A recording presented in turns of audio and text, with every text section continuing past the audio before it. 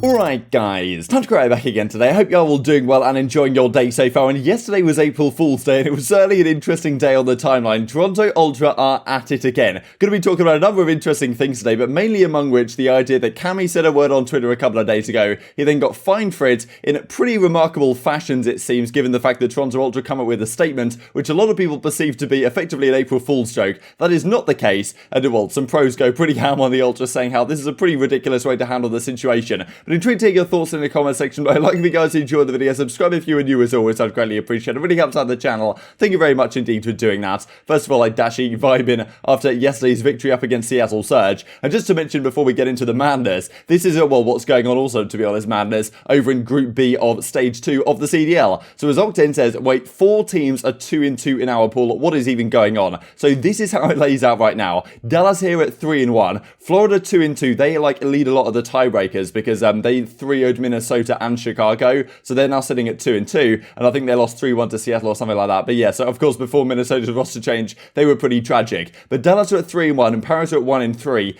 Every other team is 2-2, and Chicago do not have a great tiebreaker situation because they got 3-0'd by Florida and Minnesota and 3-0'd Seattle, right? So I'm pretty sure they basically need to beat Dallas to qualify in the winners bracket for this group. It's absolute madness going on right here. We'll have to see what happens in the coming days. I think there's a couple of matches once again in this group on Saturday, and then on the Sunday, the very final match, Dallas versus Chicago. So hopefully there's a lot on the line for that one. Also, this is pretty interesting. A couple of months ago, we saw Crimsix talking about the fact that, you know, we're not playing on 60Hz servers in our practices, but yet we're playing on it in pro play. Like, what's going on here? And well, now Chrome points out that yes, they do have access to these 60Hz servers. We said a couple of days ago that maybe they're slightly dodgy, but I think people were saying that actually they got fixed now. And well, as Spinner says over at the CDL side, these were in the works prior to this interview from Crim. But Cap, he says, not exactly the case from his perspective at least. I think there were some issues with these servers, but now the pros can use them for playing 8-on and for scrims, which is, well, certainly a step in the right direction, as you guys know I love to say. So, yeah, yesterday was April Fool's. There was some funny stuff going on the timeline. This from Tarek, I'm switching to Call of Duty #GreenWall, and, you know, Wester became center for a day as well, which is pretty entertaining as well. So, you know, tongue-in-cheek, nice little stuff, you know how it goes on April Fool's Day every single year. But this came out from Cammy, and as soon as I saw this initially, I thought,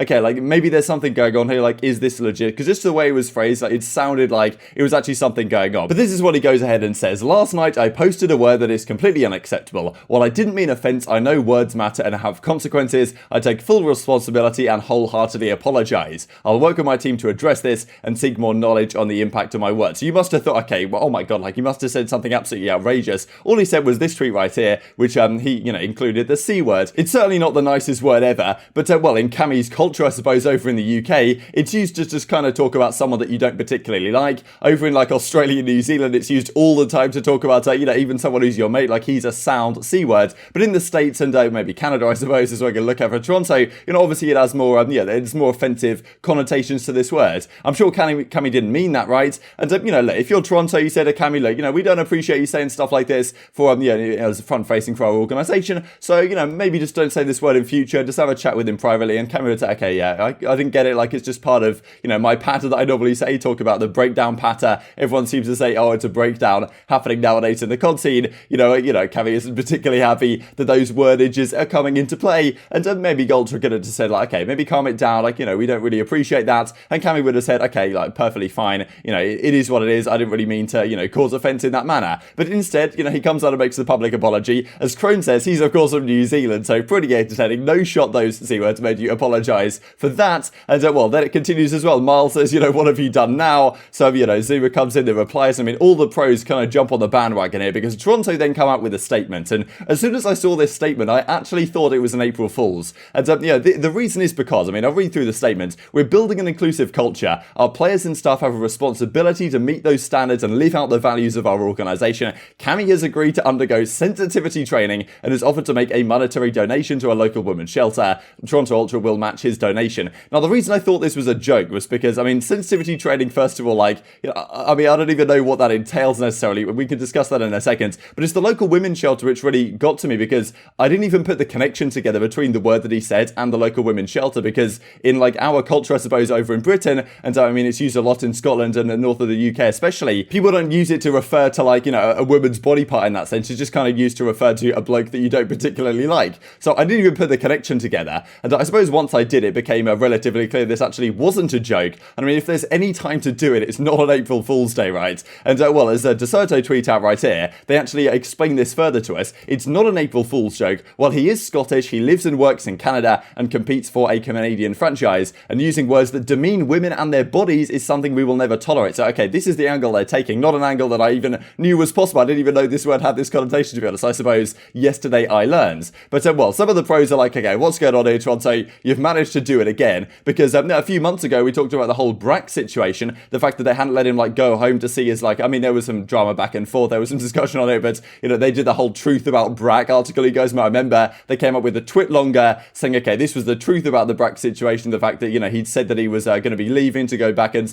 you know, I think his grandpa was very unwell or something, and there was a bit of drama about that at the time, and I think Los Angeles Grillers even offered to pay some of the salary that they were withholding because he went home. I mean, the chaotic situation, they didn't get good PR for that one, and then here again, we're back here again, right, on April Fool's Day. Like, what worse of a time to say something like this? And if you're going to do it, like, do it behind the scenes, right, do it in private. I don't see why this had to be such a big deal, and as well, this is what some of the pros come out with. It's all right, man, just hope you don't say it again. Really was tough reading it. I mean, it's certainly sarcastic, right, as Prestinni says, I can't believe everyone under this reply thought you were serious. As Octane says, I couldn't believe my eyes when I read it. It seemed like the earth stopped spinning and life came to a stop. Thank God you apologised. Just such an obnoxious thing to be saying. As Shane says as well, like, look, this is how it's used in the UK. That word is just what we use instead of a full stop at the end of a sentence in the UK. So, I mean, look, he clearly didn't mean offence by it. I mean, just the whole thing seems to be so blown out of proportion from my perspective. As Arcitys says, they broke you down, unlucky Cam. And yeah, so many replies like this. April Fool's writes this sacked, and so many people thought this was April Fool's.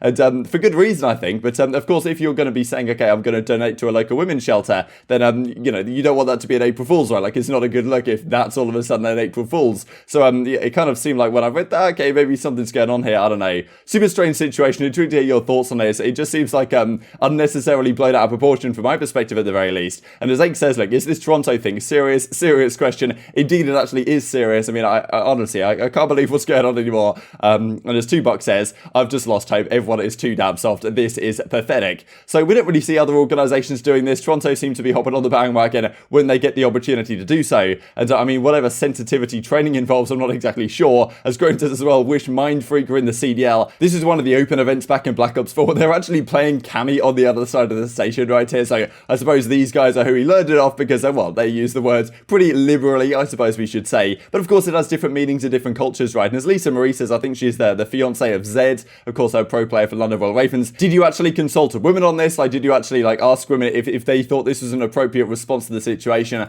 I mean, I don't know, pretty crazy. And as Dave says, Cammy rocking up some sensitivity training. This is the kind of classic gif that came out from the Minnesota opening weekend way back at the start of 2020 when he comes around having a good bit of fun here, because I think the crowd was kind of booing the Ultra because maybe they were playing Minnesota or something like that. They were kind of doing the whole battle for the North angle and the crowd was Minnesota, so he was having a good time with the crowds. And yeah, bag a tweet from Dave right here. But yeah, pretty remarkable. As Kevin Seal says, Toronto Ultra really did this to themselves. So many of the replies, and there's some funny suggestions as well, I think, from Big Boy Bacon. Some of the guys in the replies where, you know, next time we're at CDL London, we're going to get a full-on C-word chart for 30 minutes minimum at the next UK event. I'm sure they would like that very much indeed. So a remarkable situation, to be honest. I mean, this comes out as well from Crone. He was honestly on a mad run yesterday, so Ultra tweeted this out back in the 27th of November. Of course, the Ultra as F merch that they do. And well, Ultra as F, I'm offended, says Crone. So yeah, time to send the guys to sensitivity training. And this is a remarkable tweet. I just saw this from Adam Adama. I believe he's, well, as you see, co-founder, you know, over at, you know, Ultra, Overactive Media, the kind of the ownership group, will do the right thing every time. Not sure if this is you're referring to this situation.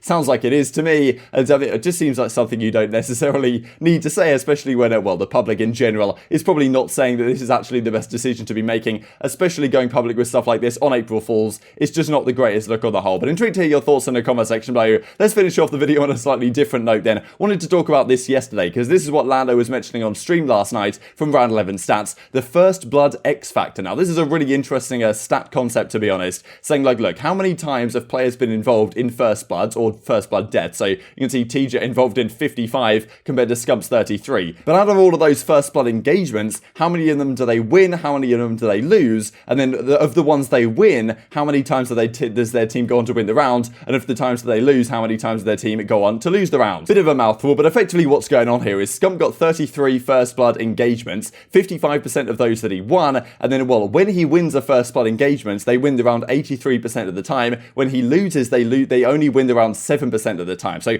pretty incredible. I mean, difference of 77% right here. The really remarkable one, I suppose, is Crimsix. The idea that, I mean, maybe as Lando says, this could get updated over time. But after all the times, 44 times he'd been involved in a first blood engagement, 59% of the times he wins that engagement, which is pretty impressive. And when he wins it, they win around 73% of the time. When he loses it, though, they win around 0% of the time. They haven't won a single round where Crimsix has been first blooded. So interesting to see these stats across the board. Pretty impressive, like from someone like ILLey, for example. I mean, when he gets first bloods, which doesn't happen all that often. There's some players that you would expect to get first blood more often, maybe. The likes of ILLey, only 43% first blood percentage. I mean, Clay's drop here at 60% first blood percentage. Very impressive indeed. Obviously, it depends on the role you play, right? If you're an entry SMG, a lot of the time you're going to have a more difficult time. Clinics, for example, on 29% right here. But, you know, when ILLey does win the first blood, they win around 87% of the time. So, some pretty interesting statistical analysis. Of course, it does depend on exactly, you know, what maps you're playing and the way the round is playing out and whether that blood is traded immediately. But on the whole, you probably get a pretty good idea of what's going on here with some of these teams. And it does, well, line up some of the Search and Destroy struggles